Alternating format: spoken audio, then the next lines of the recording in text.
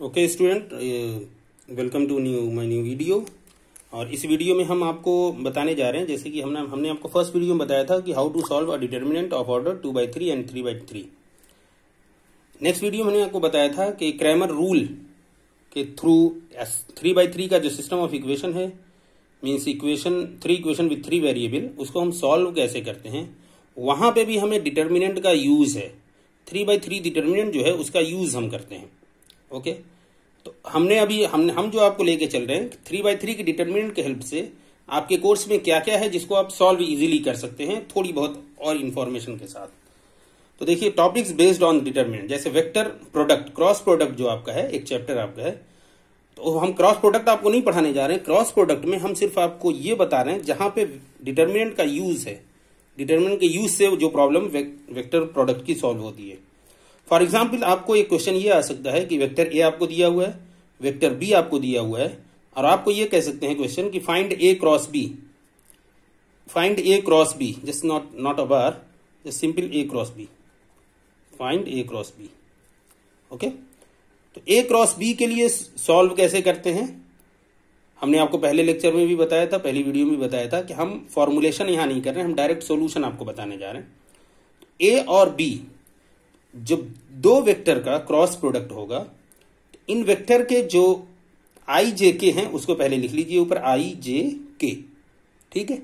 उसके बाद first vector का जो कोफिशियंट है आई के साथ, जे के साथ, के के साथ, उसको लिखिए। आई के साथ यहां 4 है तो आई के नीचे 4 लिख दीजिए। जे के साथ -3 है तो -3, के के साथ 5 है कोफिशियंट उसका, तो 5 लिख लीजिए। सिमिलरली वेक्टर बी के लिए यही काम आपको करना है, 3 4 -6, 3 4 -6। अब आपको ये पता होना चाहिए कि इसको सॉल्व कैसे करते हैं। फर्स्ट लेक्चर में हमने 3/3 की डिटर्मिनेंट सॉल्व की है डिटेल में, यहां हम दोबारा उसको कर देना है। एक हम बता रहे हैं आपको, जैसे आई जे के, इनके फर्स्ट रो के थ्रू हम सॉल्व करते हैं, तो यहां पे अगेन आपको वही काम करना है। क्या करना है आपको कि आपको आई लिखना है, ओके, आई कैप, और उसके बाद आई जिस रो और जिस कॉलम में है उसको आप कवर कर लीजिए, डिलीट कर लीजिए, या जो आप कह लें, ठीक है, ढक लीजिए।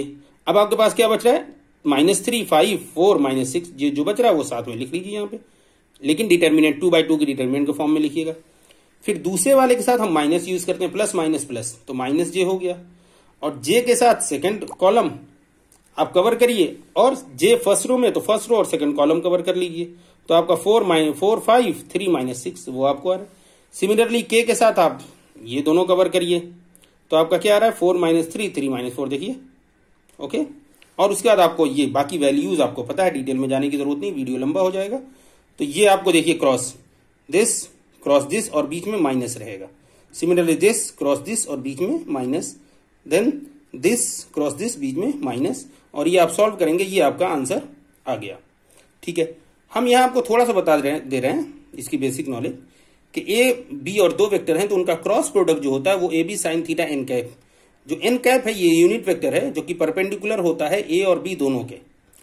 ए हम क्या मतलब, ए मतलब है वेक्टर ए का मॉड वैल्यू, वेक्टर ए की मॉड वैल्यू ए कहला, ए हम रिविजन कर रहे हैं। बी को हम कह रहे हैं दैट मीन्स वेक्टर बी की मॉड वैल्यू। ओके, ठीक, बस इतना।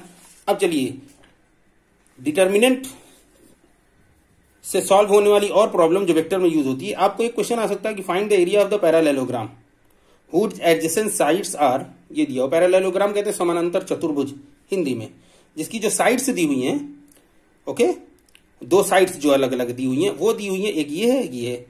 तो फॉर्मूला हमारे पास है, ये फॉर्मूला अब आपको बस याद होना चाहिए कि area of the parallelogram A cross B की मॉड वैल्यू, जहां ए और बी उसके दो साइड्स हैं समानांतर चतुर्भुज के, तो ए को आपने रिविजन कर दिया कि एक फर्स्ट वेक्टर को आपने ए कह दिया, सेकंड वेक्टर को आपने बी कहा।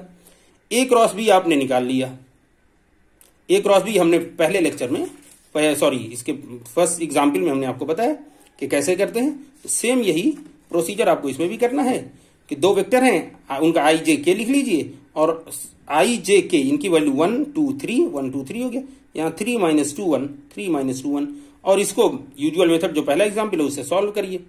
ये वैल्यू आ गई आपको सॉल्व करने के बाद। अब यहां पे मॉड वैल्यू पूछा है, तो वेक्टर में आपको ये पता होना चाहिए कि मॉड वैल्यू कैसे निकालते हैं। जो कुछ इसके कोफिशिएंट हैं उसको स्क्वायर करके ऐड करते हैं और अंडर रूट कर देते हैं। मींस देखिए 8 का स्क्वायर प्लस 8 का स्क्वायर देन प्लस और माइनस 8 का स्क्वायर। इसको आप सॉल्व करेंगे तो ये 8√3 आएगा। अब आप फॉर्मूला यूज करिए, एरिया ऑफ द पैरेललोग्राम, समानांतर चतुर्भुज का जो एरिया है, ठीक है, वो A क्रॉस B की मॉड वैल्यू, तो यही आपका आंसर आ जाएगा। चूंकि ये एरिया है, एरिया का यूनिट स्क्वायर होता है।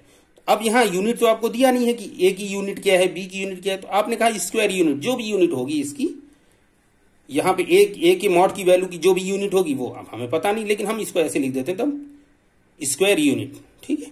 तो ये आपका आंसर हो गया। अच्छा, एक आपको क्वेश्चन क्या आ सकता है, ये आ सकता है कि यहां तो आपको साइड दिए हुए थे दूसरे एग्जाम्पल में, तीसरे एग्जाम्पल में डायगोनल अगर दोनों दिए हों, एक समानांतर चतुर्भुज आप बनाएंगे तो डायगोनल 2 होंगे, उसके चतुर्भुज के 2 डायगोनल होते हैं सिंपली, तो दोनों डायगोनल अगर दिए हैं तो एरिया कैसे निकालेंगे, तो उसका फॉर्मूला ये आपके पास है।